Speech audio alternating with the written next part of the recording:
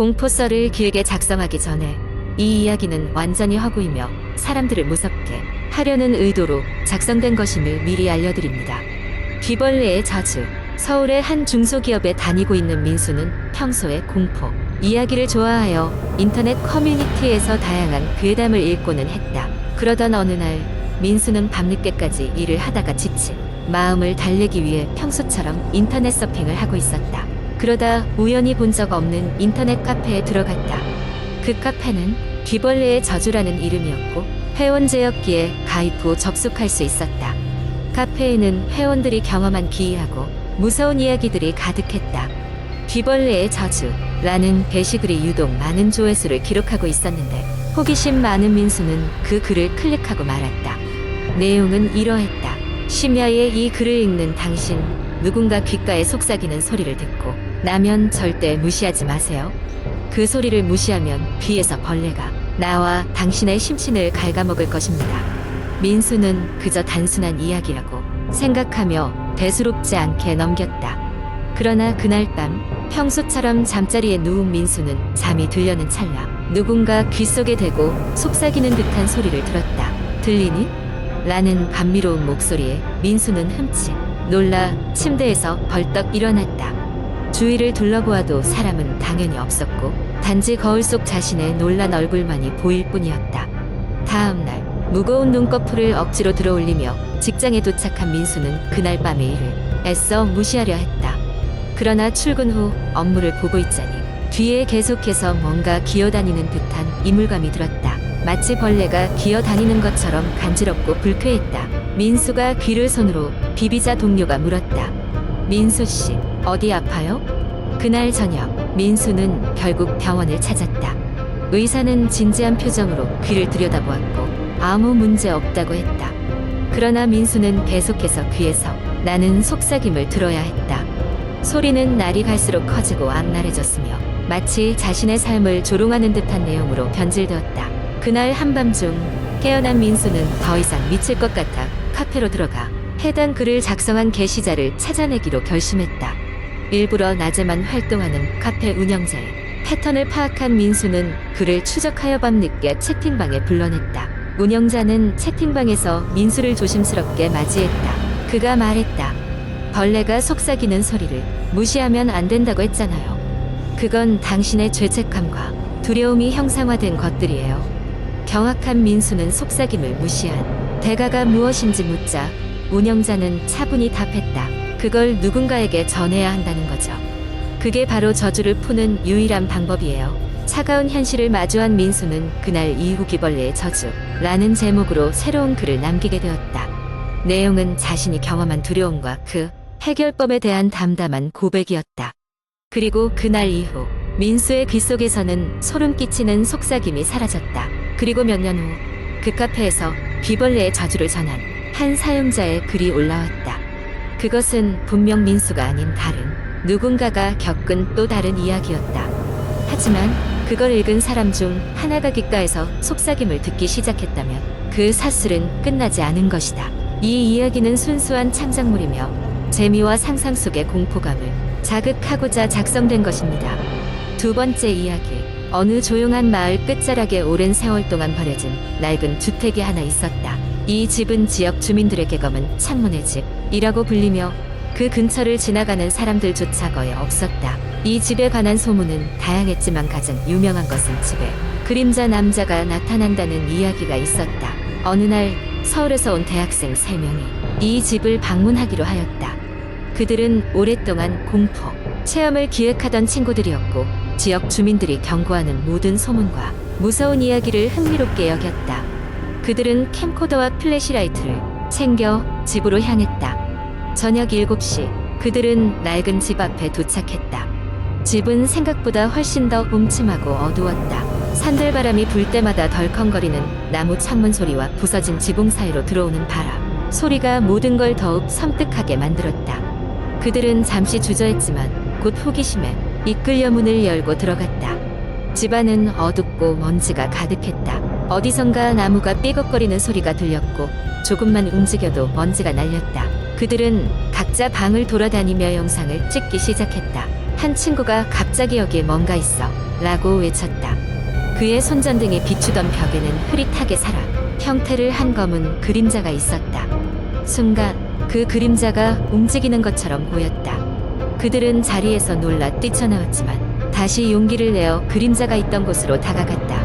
그림자는 그저 벽에 울퉁불퉁한 무늬들이 만들어낸 착시 현상이었다고 안심하며 다시 집안을 탐험했다. 그러나 그들이 2층으로 올라갔을 때 일이 벌어졌다. 계단을 오르는 중 갑자기 가장 앞서 가던 친구가 발이 미끄러지며 바닥으로 떨어졌다. 다행히 큰 부상을 입지는 않았지만 계단 아래에서 그들이 발견한 것은 오래된 일기장이었다. 호기심에 그들은 일기장을 열어보기 시작했다. 일기장에는 이 집에 살던 한 가족의 이야기가 적혀 있었다. 가족은 아버지, 어머니, 그리고 딸 하나로 이루어져 있었고 평범한 일상을 보내던 어느 날 이상한 일이 벌어지기 시작했다. 그림자 같은 존재가 집을 돌아다니기 시작하며 가족들에게 속삭이듯 무언가를 말하고 시간이 흐를수록 그 가족은 점점 광기에 휩싸이는 내용이었다. 일기가 끝날 무렵 그들은 충격적이게도 그 가족이 이 집에서 모두 사라졌다는 이야기가 적혀 있었다. 그 후로도 지역 주민 누구도 그들을 본 적이 없다고 했다. 일기가 끝나는 부분에는 그림자는 돌아온다라는 글귀가 빨간 잉크로 적혀 있었다. 갑자기 집안의 공기가 무겁게 느껴지며 온도가 갑자기 떨어지는 것을 느낀 그들은 무언가 잘못됐음을 직감했다. 그 순간 누구도 손을 대지 않았던 2층 방의 문이 삐걱 소리를 내며 열렸다. 그들은 그 방에서 서늘하고 차가운 기운을 느꼈고 캠코더에 찍힌 화면에는 분명히 아무도 없지만 모니터를 통해 본 화면에는 다시 그림자가 나타났다. 그림자는 천천히 그들을 향해 다가오는 것처럼 보였다. 그들은 더 있을 수 없다는 것을 깨닫고 서둘러 집을 빠져나갔다. 나중에 확인한 캠코더 영상에는 아무것도 찍히지 않았지만 그날의 경험이 너무도 생생하게 남아있었다. 그들은 다시는 그 집에 가까이 가지 않았다. 그리고 한편으로는 그 그림자가 정말 무엇일지, 그 가족은 무슨 일이 있었을지에 대해 고민할 때마다 아직도 등골이 오싹해진다고 한다. 이 이야기는 공포를 느끼게 하기 위해 창작된 것으로 실제 장소 또는 사건과는 무관합니다. 세 번째 이야기. 한국 인터넷에서 자주 볼 수 있는 공포썰은 대개 독특한 분위기와 섬세한 심리 묘사를 통해 독자들에게 긴장감을 선사합니다. 여기서는 한 가족이 겪은 기이한 경험에 대해 길게 풀어보겠습니다. 서울 외곽의 조용한 마을에 작은 2층 집이 있었습니다. 이 집은 오랜 시간 비어 있다가 몇 달 전 한 가족이 이사를 오면서 다시 활기를 띠게 되었습니다. 이 가족은 부모님과 고등학생인 딸, 그리고 초등학생인 아들로 구성되어 있었습니다. 그들은 새로운 시작에 대한 기대감으로 부풀어 있었습니다. 하지만 이 집에는 과거에 얽힌 비밀이 숨겨져 있었습니다. 20년 전 같은 집에서 살던 가족이 의문의 사건으로 모두 사라졌다는 이야기가 전해져 내려왔습니다. 마을 사람들은 그 집을 기피했고 시간이 지나며 그 이야기는 잊혀져 갔습니다. 가족이 이사온 첫날 밤 딸인 지수는 이상한 기척을 느꼈습니다. 방 안 어딘가에서 누군가 자신의 이름을 부르는 것 같았습니다. 처음에는 잠결에 잘못 들었다고 생각했지만 다음 날 밤에도 같은 소리를 들었습니다. 이번에는 좀 더 명확했습니다. 부드럽지만 분명 그 목소리는 그녀의 이름을 속삭이고 있었습니다. 그로부터 며칠 뒤 가족은 모두 함께 저녁을 먹고 있었습니다. 그때 갑자기 큰 소리로 현관문이 쾅 닫히고 그곳에서 알 수 없는 발자국 소리가 집안을 울렸습니다. 놀란 가족은 모두 현관으로 달려갔지만 그곳에는 아무도 없었습니다. 단지 그들의 발소리만 메아리처럼 남아 있었습니다. 한밤중에 깨어난 아들 민수는 이상한 꿈을 꿨다고 말했습니다. 그는 꿈에서 집의 지하실로 내려가 어두운 구석에서 웅크리고 있는 사람의 형체를 보았습니다. 그 형체는 고개를 들어 그를 바라봤고 민수는 그 속삭임이 무엇인지를 알 수 없었습니다. 돌아갈 수 없다. 이러한 기이한 현상은 점점 더 빈번하게 일어났습니다. 가전제품이 갑자기 작동을 멈추거나 텔레비전 화면에 알 수 없는 그림자가 비쳤습니다. 부모님도 처음에는 이런 일들을 대수롭지 않게 여기셨지만 점차 그들의 표정은 심각해졌습니다. 그러던 어느 날 딸 지수는 방 청소를 하다 벽장 깊숙한 곳에서 오래된 일기장을 발견했습니다. 일기장엔 그들이 이사온 집에 살았던 이전 가족에 대한 기록이 적혀 있었습니다. 그들은 불행한 사건으로 인해 슬픔에 잠겨 있었고 그 슬픔은 점점 집안을 잠식해 갔다는 내용이었습니다. 일기장을 읽고 난 지수는 소름이 돋는 기분을 느꼈습니다. 그녀는 그 일기 속에 적힌 날짜와 자신들이 겪고 있는 현상 사이에 어떤 연관이 있는지를 깨닫기 시작했습니다. 과거와 현재가 얽혀 있다는 느낌이 들었습니다.